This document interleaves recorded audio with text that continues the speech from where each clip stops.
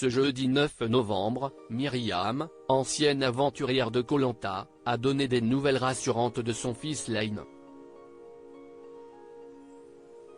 Son fils a été hospitalisé dans la nuit du 1er au 2 novembre dernier, après une forte douleur à la jambe gauche.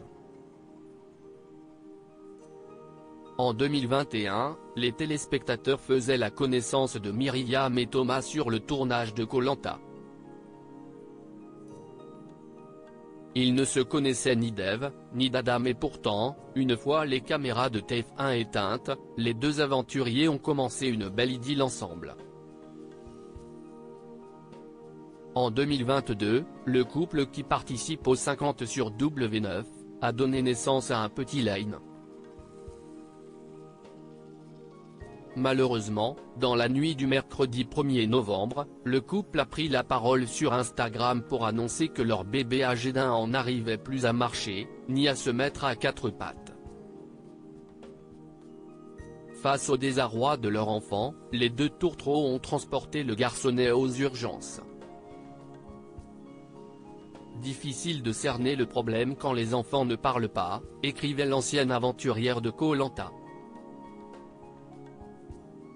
Auscultation, radio de la hanche, prise de sang, le petit garçon a passé la nuit à être examiné, mais sans succès.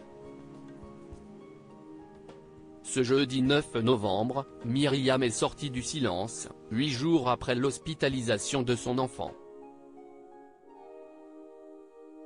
L'enfant de Myriam et Thomas hors de danger il y a quelques heures, la candidate des 50 sur W9 a apporté des nouvelles rassurantes de son bébé dans sa story Instagram.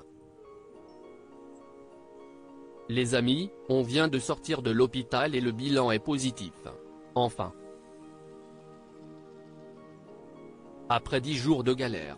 Son taux d'infection est redevenu normal, a-t-elle fait savoir à ses followers, inquiets de ne pas avoir eu de nouvelles de la jeune femme pendant plusieurs jours sur Instagram. Si leur petit Lane va mieux, sa santé n'est pas optimale. Bon, il ne marche pas comme avant de tomber malade, mais ça évolue bien, il pose le pied au sol maintenant et on voit qu'il souffre moins, a essayé de relativiser la candidate de télé-réalité. Cette dernière a précisé ce qu'il est ressorti de la batterie d'examens que son enfant a passé pendant ces 10 jours à l'hôpital. Il aura des anti-inflammatoires, mais selon la gravité, ce sera en intraveineuse et donc hospitalisation. Au mieux, ce seront des cachets à la maison, a-t-elle conclu, avant de remercier les internautes pour leurs innombrables messages de soutien.